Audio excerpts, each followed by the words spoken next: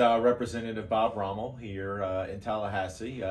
Welcome back. I'm here with Representative Andrew Lerner. How's it going? And we're just going to talk about like what's happening this week, this year, and how's your session going, first of all? It's good. It's good. Thank you for having me, by the way, too, because I'm very excited to be your first video on the new Bob Rommel TikTok channel. So this is I'm all in on this. But it's good. I think this is nice to be able to bring two parties together to talk about session, because it is very different than Washington, and a lot of our stuff is moving in a really positive direction that a lot of people back home don't pay as much attention to as you see on the news. You're right. You mentioned the news for the people that watch, whether it's CNN or Fox. They see these food fights that happen in Washington that we don't really have here in Tallahassee. Most of the bills that are actually passed in Tallahassee are bipartisan bills. Of course, we have some of these, divided issues that, kind of get theatrical. Yeah. But here we actually have lunch together. We work on bills together. And there's many Democrat bills passed, a few more Republican bills passed.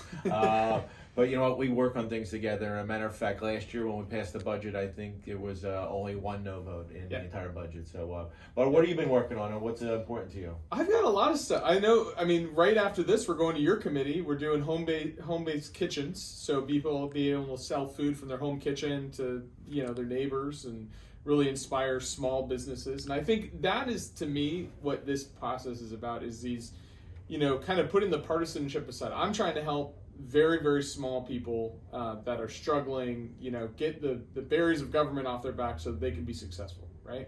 And we found a way to move it we've worked with a Republican on a deregulation agenda, and stuff too, that's going to just help everybody succeed.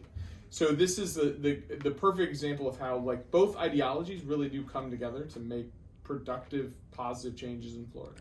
We want to make sure we protect consumers and protect Floridians, but there's a way to do that and still allow entrepreneurs to do something in a safe manner and deregulate, because behind you there's the statutes just in Florida, and there's the books are huge, and never mind federal statutes.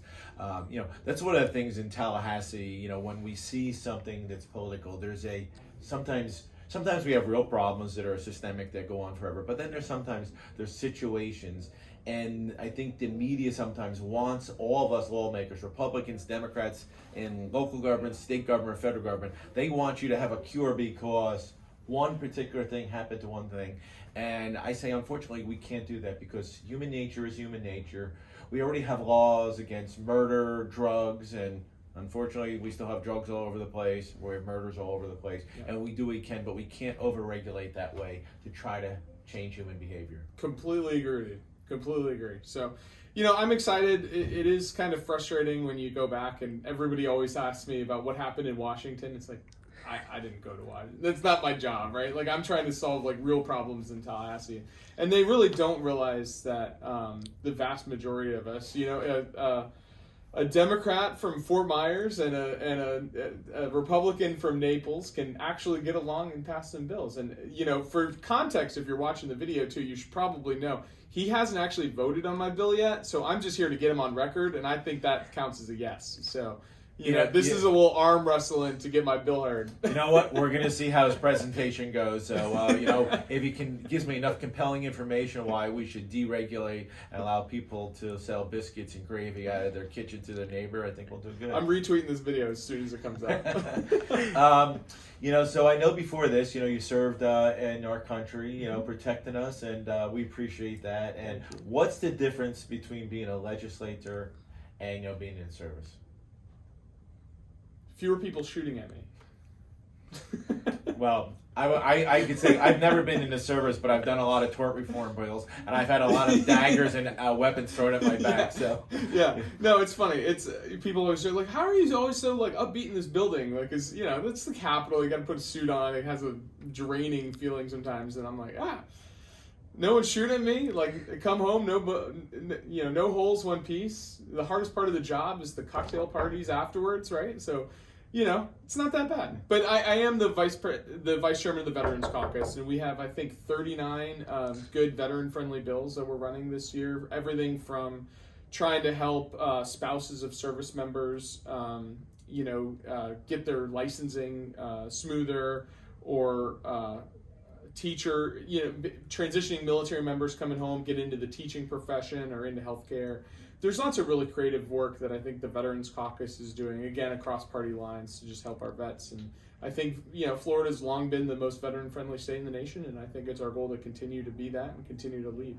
As 1,100 people a day move to this state of Florida, we want to make sure that we know that the veterans, when they want to come home, Florida can be their home, and want to make it every way possible so that they can get back to the workforce, have an ability to get a good job, live in an affordable place with no income tax, of course. Yep.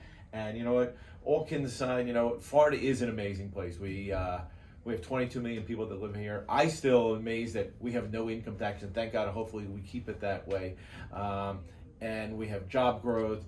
We've been open through COVID, so businesses thrive, still by protecting people. And but it truly is a good place. And it's great to work with someone like yourself or anybody here. And the door's open for all of us. And truly, if Washington could see what Tallahassee does, we could take the politics out of the policy that we try to do and make the world a better place. Absolutely. Before you go though, because I see the segue. So he doesn't know I'm going to do this, but this is one of the most important bills that I'm quietly working on this year. There's a bill to redesignate the state bird. Have you heard this? I have not. I know we have a bill out there about strawberry shortcake. Oh, we're all in on shortcake. That's a no-brainer. Shortcake is good. So we have one on the bird, right, and it's to change the state bird from the mockingbird to the scrub jay. I filed an amendment to redesignate the state bird the snowbird, and I'm curious your thoughts on it. You know what? My wife is the animal expert. As a matter of fact, when I first met her in her